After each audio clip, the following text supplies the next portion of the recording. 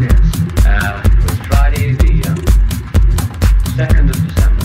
In 1955, I want you to repeat this sentence on took mescaline the under rich and supervision of prosperous, the a nation must BBC have filmed a the safe, experiment. secure This is the supply first time. of wood. To be rich and prosperous, the nation must have a safe, secure supply of wood.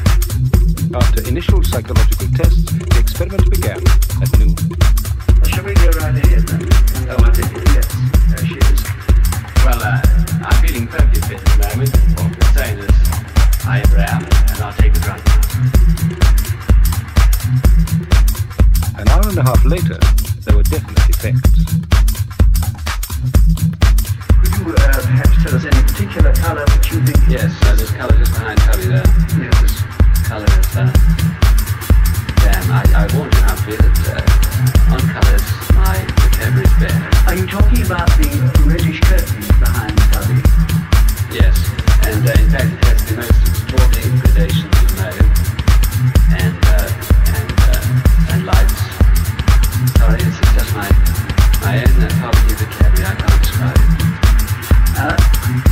Would it surprise you if I said it looked to be a rather dullish red curtain, which has very few... Actually, I've been using Humphrey.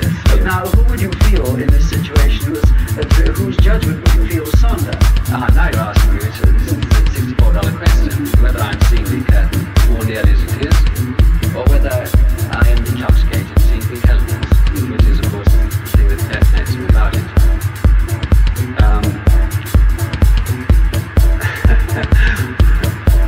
Well, all I can say is it's still a $64 question. I'm looking very hard now. Yes. Beyond the camera. Today, elevated to the House of Lords, Christopher Mason watches the film.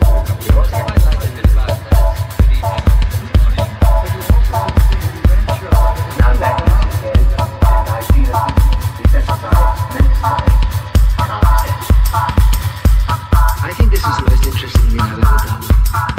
And I say that after 30 years in which the whole ghastly business, has been depreciated, when drugs have been abused, when this is our major social problem. I mean, I do know all that, and I hope and pray it never helped anybody to experiment with drugs. Nevertheless, the actual experience seems to me to have been profoundly interesting and thought-provoking.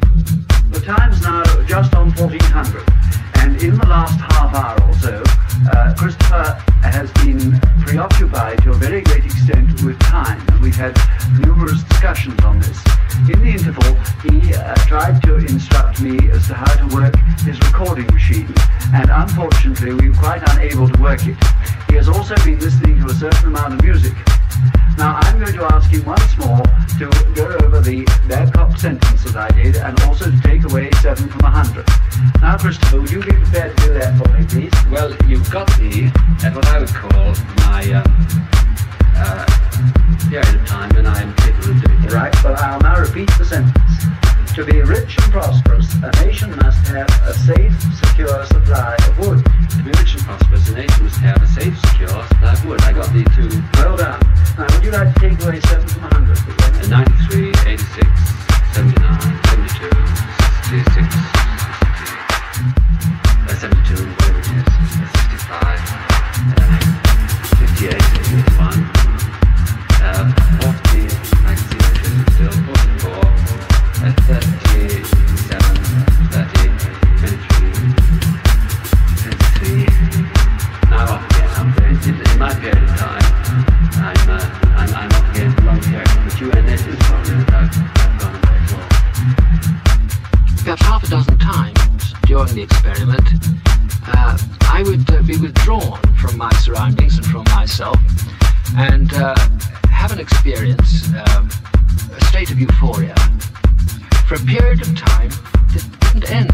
It didn't last for minutes or hours, but for months.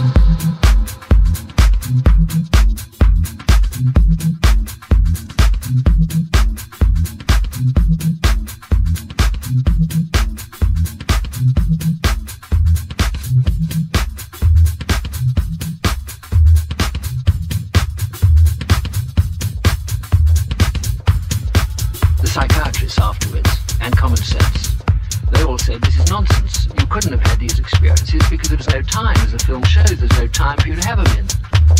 And the psychiatrist would speak, and I accept this, that I was simply showing